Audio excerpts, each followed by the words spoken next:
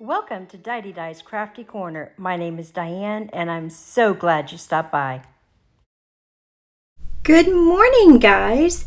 Today I'm going to be sharing with you the Stamp and Die of the Month Club for August from the Not Too Shabby Shop called From Our Kitchen.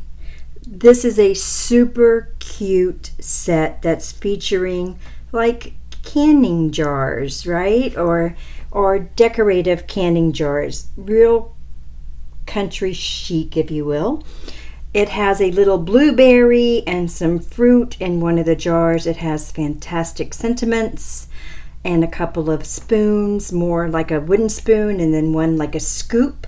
So yeah, when I saw this, I completely came up with the first idea for this, so I'm going to be showing you that in a little bit. So the stamp set is a stamp and die set, so you get both. It has a couple of little hearts in it as well, and I don't know, it's just super cute. The dies are perfect. I am going to cut them out as well. As you can see, you can either bend them apart or you can use your little nippers and nip them apart. And I'm going to be doing that as well and showing you how they cut out. And then I'm going to cut them out for you and show you how brilliantly they cut out as well. I'm also going to show you how I actually store these things. So let's go ahead and stamp out the images. I don't have the sentiments on here, but I've got all of the images. I'm just conditioning the stamp a little bit just to make sure that I get a good impression because I haven't used them before. So all I do is just rub my fingers across them. And then I'm going to take the Gina K ink that is good for stamping or watercoloring. I think you can use it for either one if I'm not mistaken. And I'm going to just go ahead and stamp this out. Make sure that I get equal amounts of ink on here as I can. And then I'm going to wipe off the extra ink that I always get on my MISTI. And when I close it and can see it on the white paper, then I can see some places that I've missed. So I'm going to go ahead and set it down. I'm going to lightly rub it, not to distort the images, with my little handmade press that I made out of a scrubby. And then on the things that I think maybe don't get enough attention, like the little hearts or the little spoons that were in the middle, I'm going to go ahead and push those down. Now it's a little light for me, and it's a little light in one corner especially, so I'm going to do it again. That is the magic of a MISTI. You can do it as many times as you need to do it. Just make sure your paper is pushed down into the same corner every time. And if you can use the magnet, that does help, or you can use a sticky grip or double-sided tape on the back of your paper, which I normally use. I use some non-permanent sticky side tape on the back. And I still like this method the best. I really do. When my arms aren't killing me, it works out great. And here we go.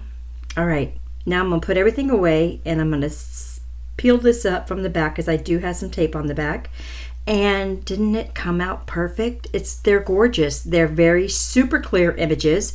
They are gorgeous. They are perfect for all of your little country chic projects, I think. I'm super excited for these. And now I'm going to go ahead and cut my dies apart. So you can do either one. You can just press them back and forth, but I've got these neat little nippers that my husband got me from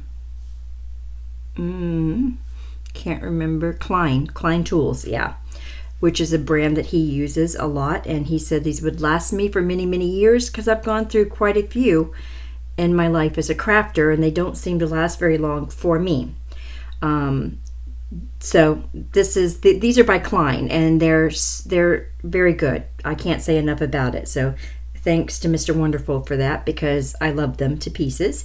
So I'm just cutting all these out, and I'm not going to go in and file them down. Sometimes I do. It just depends on how much is left out or how it looks when I cut them out. So for these, I'm not going to file them out. but I am going to go ahead and cut them out. And I thought it was a good thing for you to see how easy they cut out and how well they line up.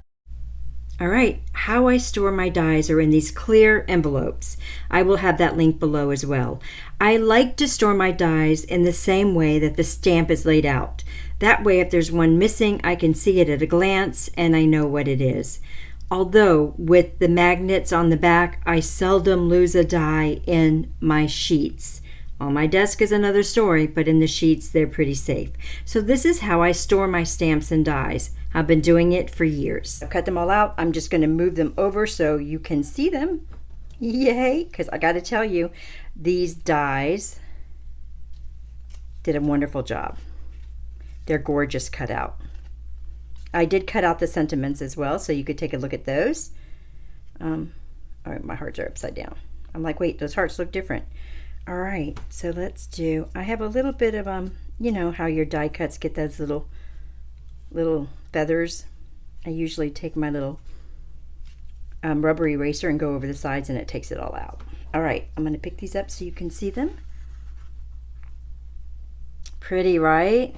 Oh, good. I thought the blue would really pop on the white, so I'm going to be using this blue in the card. So I'm like, oh, let me just go ahead and show you. So from our kitchen to yours, from the kitchen of ... Love how those dots cut out. You fill me with happiness, and we've got 4 jars. One that's empty. Hey, where's my blueberry? Hey, what happened to my blueberry? There he is. Okay. One that we could fill up with the hearts or fill up with the little blueberries or do some creative stamping with either one. I am calling this a blueberry. You can make it whatever you want to make it, right? But to me, it looks like a blueberry. And of course, I know what a heart looks like, so I know I got that right. So this one's empty. This one has something in it, right? So to me, that could be honey, it could be jam, it could be almost anything. So I've got a couple ideas for that. This little spoon is definitely a scoop, so we could scoop out the stuff that's in our jars. And this to me looks like a wooden spoon. And this is a little cup, sausage cup, a cup, looks like a cup, right? This one looks like it has like paper or cloth or something over it with a little heart on the front of it. And then this has some sort of fruit. I'm going to call it fruit. Now to me, it could be apples or peaches. I'm going to go with peaches today, only because I have done so many projects on apples last month with that gorgeous apple paper. I did finally order it. Thank goodness it was still in stock.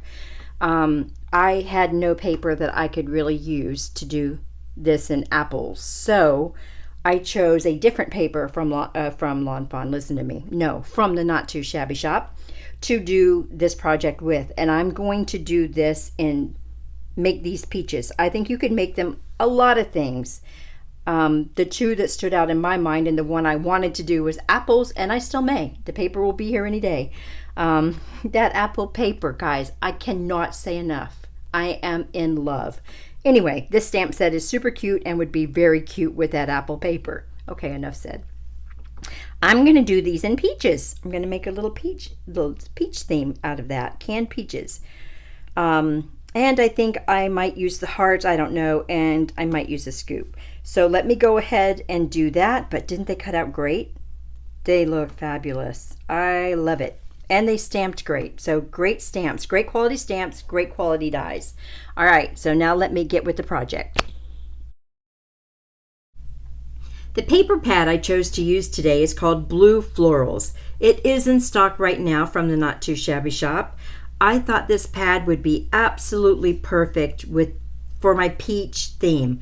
Peach, blue, that color green in there, all of those colors are perfect for peaches. And the floral goes good with my country chic kind of idea. So I've already got them cut out. We're going to be using, oh my gosh, look at her. Isn't she gorgeous? All I did was add some glitter to the top and some glossy accents to make it shine, and it's so pretty. I took this little cutout of a floral pattern and cut it out with a circle, and that's going to be my plate or my grounding spot for my jar of peaches. We're using a top folding A2 size card, and I'm going to be placing all of my layers on top of it, starting with the blue cardstock. I'm using the blue to add definition and depth to my next piece of paper, which is this gorgeous florals with the pencils. I love the pencils, I gotta tell you. And then the tag, I'm doing the same thing. I'm using the blue behind the tag to pop the tag up and to pop the color definition up on this blue and peach color that I'm using. We're going to be adding our sentiment with the spoon tucked behind. My peaches, my plate, and my tag are all popped up with thin squares, and then I'm going to be tying a bow to the top of it.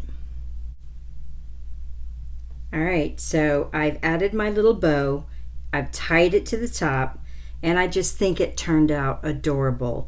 I love how all of these colors go so well together. I'm going to be popping it up.